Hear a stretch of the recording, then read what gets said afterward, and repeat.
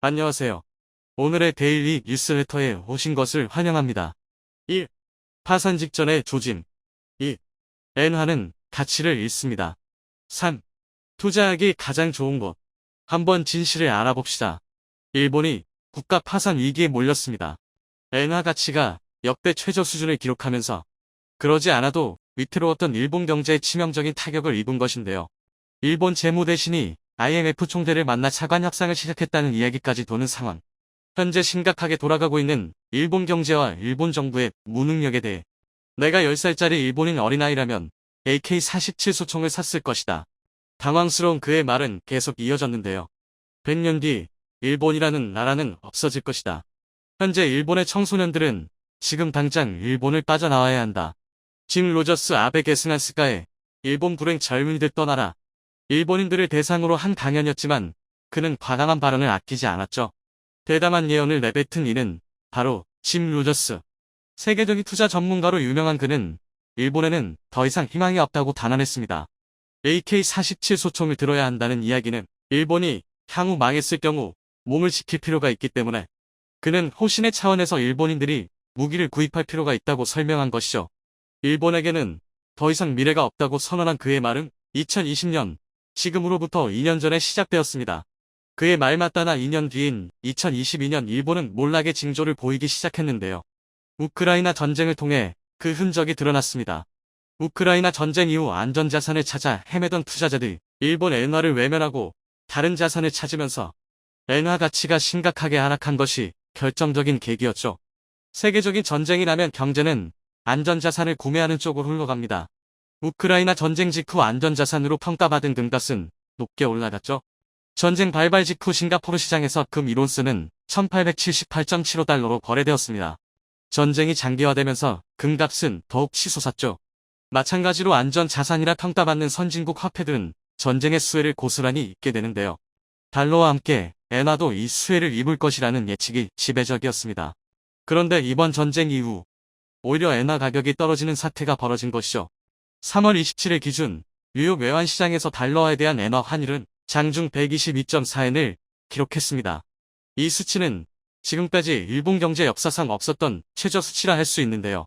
심지어 국내 외환시장에서도 엔화는 비슷한 흐름을 보였습니다. 100엔당 1000원 및 가격으로 떨어지면서 투자자는 물론 전 세계 경제학자들의 관심을 끌었죠. 그동안 수출을 위해 엔화를 열심히 풀었던 일본 정부가 이번 우크라이나 전쟁에서 엄청난 역풍을 본 것입니다. 국제결제은행 BS이 발표한 실질 실효환율 역시 하락을 면치 못했죠.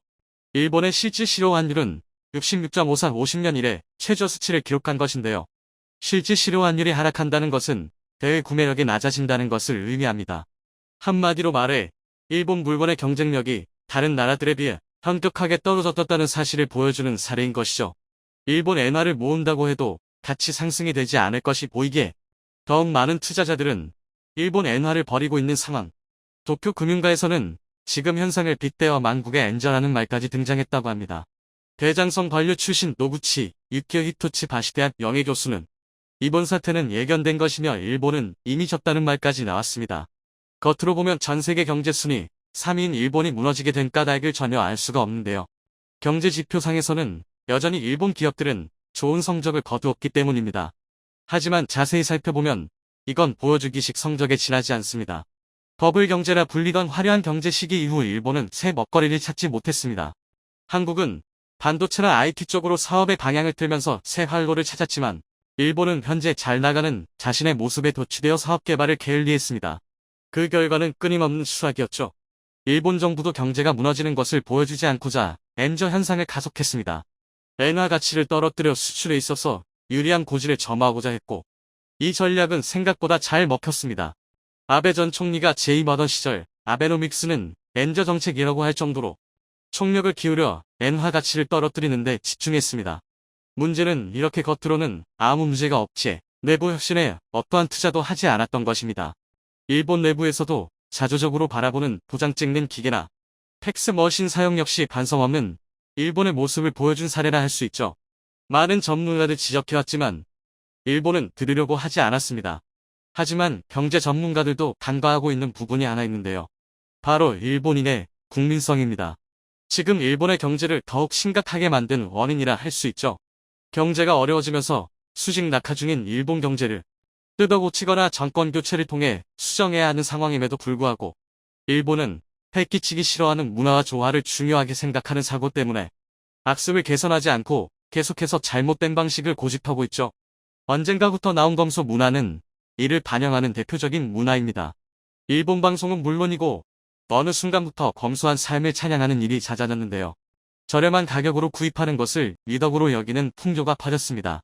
대표적인 사례로 작년 10월 일본 디즈니랜드는 1일 자유이용권의 가격을 기존 8,700엔에서 9,400엔으로 올리는 물가 인상을 단행했는데요. 코로나로 인한 재정 악화를 이유로 가격을 올렸지만 일본에선 난리가 났죠. 다시는 디즈니랜드를 이용하지 않는다는 댓글부터 서비스가 형편없는데 가격만 올라간 것이 아니냐는 비난까지 가격 인상을 한 디즈니랜드를 죄인으로 만들었죠. 그런데 사실상 알고 보면 전 세계 기준 일본 디즈니랜드는 최저 가격을 유지하고 있는 상황입니다.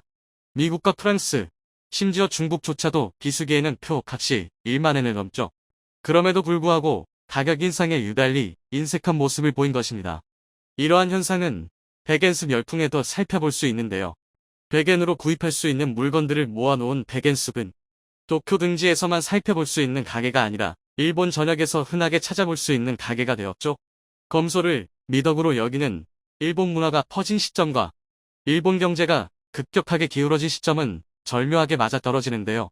한국이라면 나라 경제에 대해 정부 책임을 물었겠지만 일본인들은 소비를 줄이면서 아무 말도 못했던 것이죠. 이와 동시에 사치하는 이들에 대한 비난을 멈추지 않았고 일본 사회에서 소비는 악덕이 되었습니다. 경제 악순환은 계속되었고 고용조차 불안정한 상태로 바뀌면서 일본 경제는 벼랑 끝으로 몰린 것입니다. 우크라이나 전쟁은 일본 경제의 결정타를 날린 셈인데요.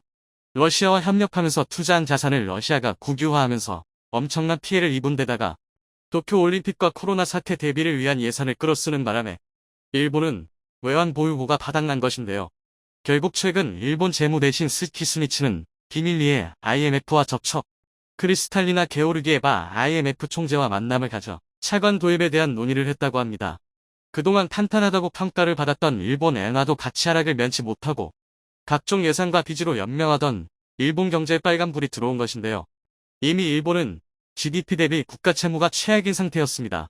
작년 기준 일본이 신임 빚은 1212조 4680억 엔, 일본 GDP 대비 260%에 이르는 수준으로 국민 1인당 진빚은 983만 엔 수준인데요. 이는 다른 선진국들 가운데서도 유달리 높은 수준입니다. 전체 192개 국가 가운데 1위에 해당하는 수치이죠. 일본 정부가 필사적으로 막으려 한 국가 파산 상태는 더는 막기 어려운 것이 현실입니다. 내부 개선보다는 외부 질책, 내부의 정신을 강조하면서 진짜 문제는 외면해버린 일본의 최후라고 할 수 있는데요. 그동안 선진국이라고 믿어왔던 일본의 엔화 가치도 떨어지면서 더는 일본 채무는 무시하기 어려운 현실의 문제가 되었습니다. 일본 재무 대신이 IMF 총재를 만났다는 소식은 통신사를 통해 퍼졌지만 IMF 방문은 어디까지나 다른 일을 위해 만난 것이라며 대답을 회피했다고 하는데요. 게오르기에바 IMF 총재 역시 일본 대신의 방문은 어디까지나 러시아에 대한 경제 제재 수위를 논의하기 위한 자리이며 일본 차관 도입에 대한 논의를 위한 자리가 아니었다고 밝혔죠. 하지만 갑작스러운 일본 대신의 IMF 방문과 더불어 엔화 가치 폭락 사태, 해외 자산 증발 소식은 일본 경제의 먹구름을 가져오는 신호라고 할 수 있는데요. 일본 정부는 최대한 파산을 막기 위해 엔저 정책을 유지, 엔화 가치를 지금보다도 더 떨어뜨려 경기 부양을 위해 총력을 집중하겠다고 말하지만 이젠 그 말도 믿을 수 없는 게 현실. 일본 부유층들은 이미 탈일본을 준비하고 있다고 합니다. 일본 유력 경제주간지 축한 다이아몬드는 일본 경제에 대한 특집 기사를 실으며 부유층들을 비롯한 경제 전문가들은 일본을 버리고 다른 국가로 이주를 서두르고 있다고 보도했는데요. 이들이 주로 향하는 곳은 바로 대한민국. 성장 가능성이 있고 바로 옆 나라라는 점에서 이주를 서두르고 있다고 하죠. 일본 부유층들 사이에서 대한민국 부동산의 인기는 모르는 사람이 없다고 하는데요. 이젠 인정할 때가 됐습니다. 대한민국은 더 이상 개발도상국이 아니며 중견국도 아닙니다. 이제 대한민국은 명실상부 선진국의 반열에 올랐습니다. 실제로 지난 2022년 12월 31일 US 뉴스월드 리포트는 2022년 가장 강력한 국가 6위의 대한민국을 선정했는데요. 이는 프랑스, 일본보다 앞선 수치였습니다. 즉 이미 국제적으로는 대한민국을 유럽 국가들이나 일본보다 더 높게 평가한다는 방증인데요. 그러나 유감스럽게도 아직 국내에서는 이를 잘 받아들이지 못하고 있습니다. 아무리 그래도 한국의 군사력이 그 정도는 아니지 않냐는 건데요. 오늘은 한 나라의 강력함을 결정짓는 비밀에 대해 알려드리겠습니다. 우선 2022년 가장 강력한 국가 또는 글로벌 파이어파워 등에서 군사력 순위가 발표될 때 많은 분이 간과하시는 게 있습니다. 바로 한 나라의 강력함은 절대 단순히 군사력이나 군의 규모만으로 평가할 수 없다는 것입니다. 당장 2022년 가장 강력한 국가만 봐도 경제적 정치적 영향력, 국제동맹, 군사력, 수출 등 6가지 지표에서 정수화하는 방식으로 순위를 선정하는데요. 이뿐만이 아닙니다. 대다수의 군사 전문가들은 문화 수준이나 시민의식 같은 민도 또한 한 나라의 강력함을 결정하는 매우 중요한 지표라고 강조하고 있습니다. 하지만 여기까지만 설명해드리면 민도와 군사력이 무슨 연관인지 납득하기 어려우실 겁니다. 사실 당연한 의문인데요. 불과 10여 년 전만 해도 군대는 군대다워야 한다라는 게 보편적인 상식이었습니다. 사회와는 다소 동떨어져 있고 정형화된 체계를 갖춰야만 강력한 군대라고 생각했는데요. 그리고 여기에 더해 첨단 장비, 부하력 무기 등이 수반되어야만 강한 군사력을 보유했다고 여겨졌습니다. 그러나 결론부터 말해 이는 굉장히 잘못된 생각입니다. 이를 보여주는 가장 단적인 예가 바로 우크라이나 전쟁인데요. 단순히 군의 규모와 무기 체계로만 봤을 때 러시아의 패배는 불가능한 일입니다. 일각에서는 서방 무기 체계가 월등해서 그렇다고 주장하고 있습니다만 이건 절대 이유가 될 수 없습니다. 전쟁 발발 전 우크라이나는 러시아와 대부분의 무기 체계를 공유하고 있었습니다. 그런데도 우크라이나는 전쟁 초기부터 러시아를 상대로 승기를 잡아갔습니다. 이는 앞서 말했듯이 물리적인 부분이 아니라 문화, 경제, 시민의식, 항전 의지 등 모형적인 부분에서 매우 강력하기 때문인데요. 쉽게 말해 군대와 무기체계가 아니라 국민이 승패를 좌우한다는 것입니다. 이를 증명하는 또 다른 예가 바로 베트남전인데요. 미국의 패배에는 다양한 이유가 있지만 그 중에서도 가장 큰 원인은 역시나 국민이었습니다. 당시 미국은 프랑스의 식민 지배에서 갓 벗어난 베트남의 민도를 무시하고 무조건적인 베트콩 색출 섬멸 작전에 주력했는데요. 이로 인해 미군의 전술은 북베트남군의 점령지를 탈환하는 영토 분쟁의 형태였습니다. 이는 진영 논리를 떠나 베트남 민간인들에게 엄청난 반발심을 불러일으켰는데요. 미국의 목적이 아무리 공산주의, 확장 저지와 민주주의 확립에 있었다 하더라도 베트남 국민들 입장에서는 프랑스와 똑같은 외국의 점령군처럼 보았던 것입니다. 즉 얼핏 미군과 아무런 관련도 없어 보이는 베트남의 정치, 사회적 여건이 오히려 가장 심각한 장애물로 작용했던 건데요. 여기에 더해 북베트남군의 구성 공세를 계기로 미국 본토에서 대규모 반전 여론이 형성되었고 이는 끝내 미군의 철수로 이어졌습니다. 역사에 미국의 첫 패배가 기록된 것입니다.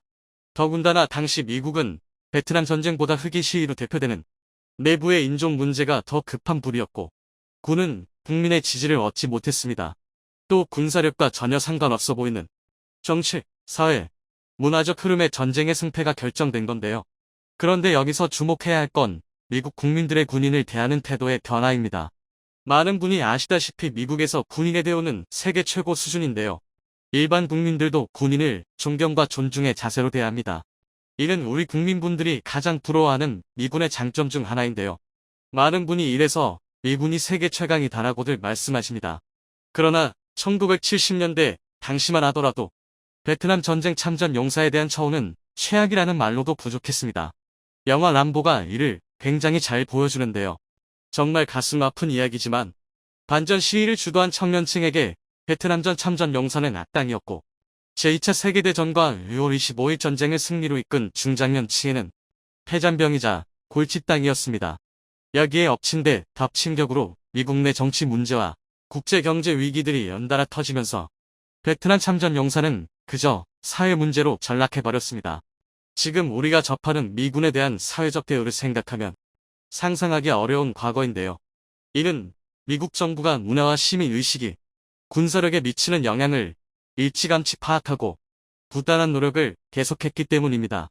그렇지 않았다면 아무리 예산을 쏟아부어도 모병제로 운영되는 미군이 정성적인 군대의 형태를 취할 수 없었을 테요. 이것이 바로 무기체계 등 물리적 요소가 아닌 민도 같은 무형적 요소가 군사력을 논할 때 중요하다고 여겨지는 이유입니다. 그리고 이에 만만치 않게 군의 문명화 또한 굉장히 중요한데요. 한마디로 설명하자면 현대전에서는 최하위의 소규모 부대까지 똑똑하고 생각할 줄 아는 군대가 강력한 군대라는 것입니다.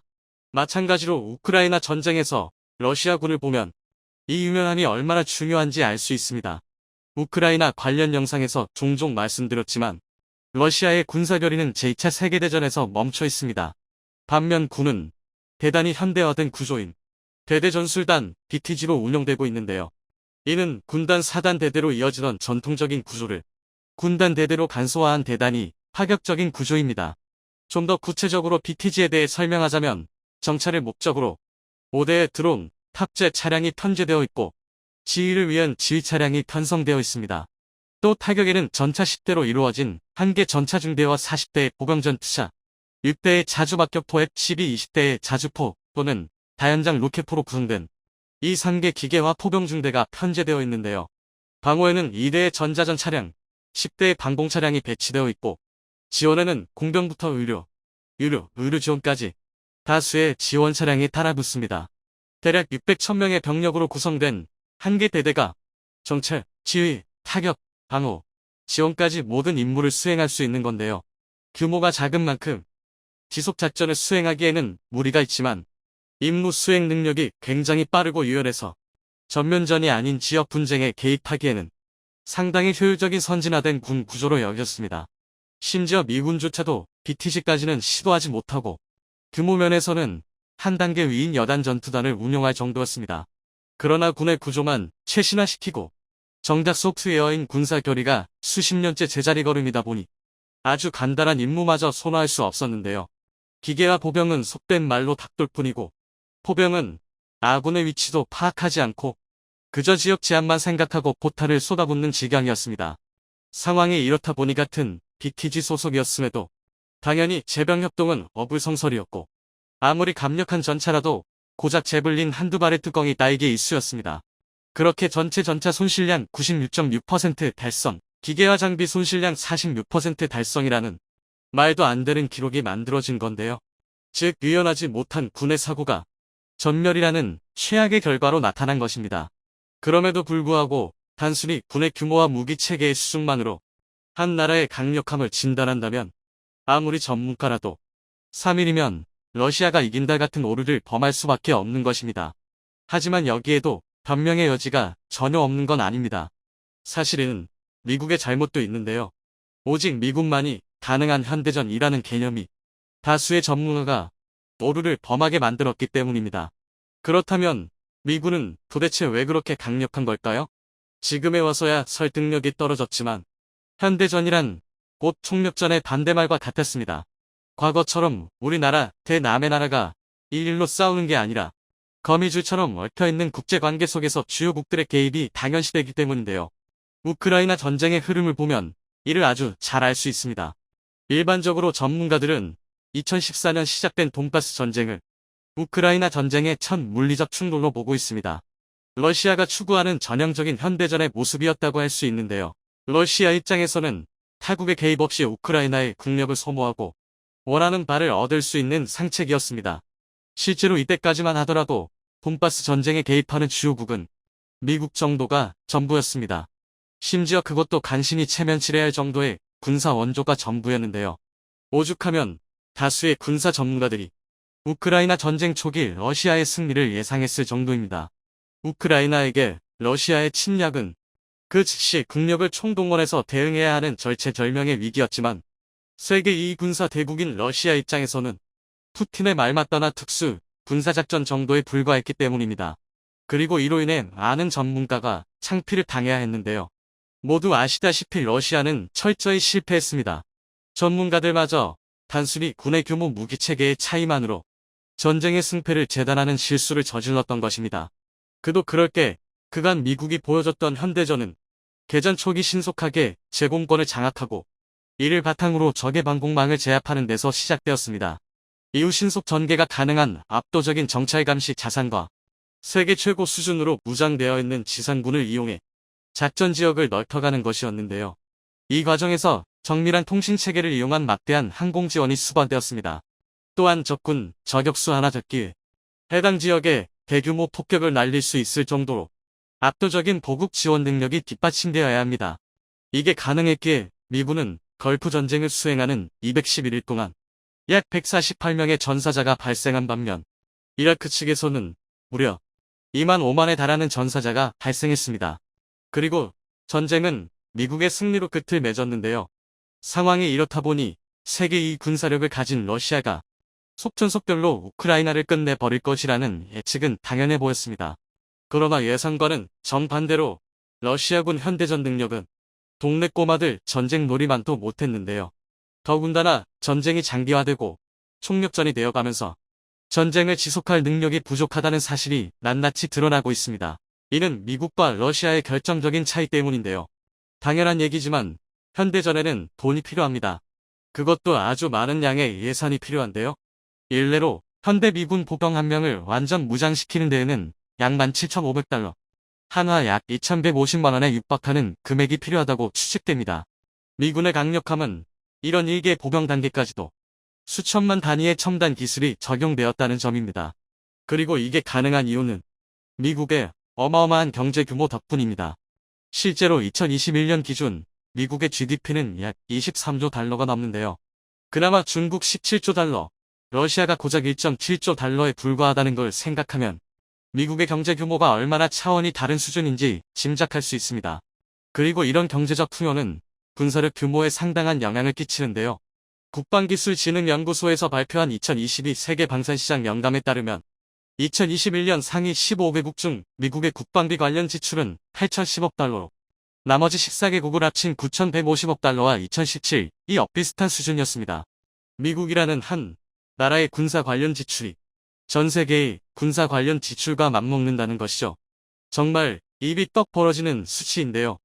속된 말로 표현하면 돈을 이만큼이나 때려 박으니 미군이 세계 최강이 아닐 수 없는 것입니다. 더군다나 이보다 놀라운 것은 그렇다고 미국이 국가 예산의 대부분을 국방비로 지출하는 것도 아니라는 점입니다. 실제로 미국의 국방비는 2022년 기준 GDP 대비 약 3.2%에 불과합니다. 중국이 1.7%, 러시아가 3.1%, 대한민국이 2.8%인 것을 감안하면 절대 높다고 할 수 없는 수치인데요. 그럼에도 불구하고 미국의 막대한 경제 규모가 군사력의 강력함을 뒷받침하는 것입니다. 하지만 그렇기 때문에 바로 여기서 중대한 오류를 범하기 쉬워지는데요. 군사력, 경제 규모와 반대로 현재 미국 내부의 상황은 최악으로 치닫고 있습니다. 즉 일부에서 말했던 것처럼 자국 내부의 문화와 시민의식이 분열하고 있다는 건데요. 현재 미국은 막대한 규모의 군사력을 바탕으로 세계 최강을 석권하고 있지만 총력전 혹은 그에 준하는 상황, 예를 들어 양만 전쟁과 같은 상황을 가정했을 때 정말로 압도적인 강력함을 보여줄 수 있을지는 의문입니다. 당장 미국은 지난 2021년 20여 년을 이어온 아프간 전쟁에서 결국 패배를 선언했는데요. 이 전쟁에 소모된 비용만 2조 달러, 한화 약 2,456조 원이 넘는 천문학적인 금액을 투자했습니다. 이는 아무리 미국이라 하더라도 쉽게 감당할 금액이 아니었습니다. 더군다나 이 막대한 금액과 시간을 쏟아붓고도 미국은 패배했고 한 세대에 걸친 전쟁을 치르는 동반 엄청난 사회 문제를 양산했습니다. 그 대표적인 것들이 바로 치솟는 실업률과 인종, 성별 간의 갈등입니다. 일례로 미국의 범죄율 자체는 매년 하락하고 있지만 반면 증오 범죄의 발생률은 치솟고 있는데요. 각계각층, 남녀노소, 인종, 출신지를 가지고 서로 악의다툼을 벌이고 있다고 해도 과언이 아닙니다. 그런데 문제는 이런 상황에서 중국이 미국의 바로 뒤를 바싹 쫓고 있다는 것입니다. 2022년 가장 강력한 국가 3위를 기록한 중국은 경제, 군사면에서 모두 빠른 성장을 기록하고 있는데요. 게다가 공산주의 국가답게 민도를 조종하기도 쉽습니다. 아예 국민의 입을 막아버리고 행동을 통제해버리면 당분간에 전쟁 유지는 가능할 것입니다. 코로나19 팬데믹 당시 중국 공산당과 시진핑이 펼쳤던 강력한 제로 코로나 정책이 이를 증명하는데요. 물론 이런 억압적인 방식은 단기간의 효과에 불과합니다. 실제로 미국 싱크탱크 CSIS는 워게임 보고서를 통해 양만 전쟁 발발 시 중국 해군은 괴멸하고 미국이 결국 승리할 것이라고 추측했는데요. 하지만 이 과정에서 미해군 또한 항공모함 누척, 대형 전함 20척을 잃고 고작 3주 만에 3,200명에 달하는 병사가 전사하는 중국 못지않은 심각한 피해를 볼 것이라고 내다보았습니다. 중국의 대만 침공이 4년 뒤에 단행될 것이라는 예측과 함께 이런 단기간에 상황을 역전시킬 수 있는 건 주요국의 개입뿐인데요. 바로 세계 6위의 대한민국입니다. 순위에 매겨진 상위 5개국 미국, 러시아, 중국, 독일, 영국, 그리고 나머지 한국, 프랑스, 일본, UAE, 이스라엘 중 미국의 동맹국이면서 참전을 결정할 수 있는 나라 가운데 가장 강력한 군사력을 가진 게 바로 대한민국인 것입니다. 그렇기 때문에 대한민국의 6위는 상당히 막중한 의미인데요. 양안 전쟁에서 대한민국이 어떤 역할을 해내냐에 따라 이후 국제 정세의 판도는 전혀 달라질 것입니다. 이제 대한민국은 선진국의 책임을 활용해 세계 무대에 막대한 영향력을 행사하게 되었는데요. 이를 위해선 전 국민적 지지가 반드시 수반되어야 할 것입니다.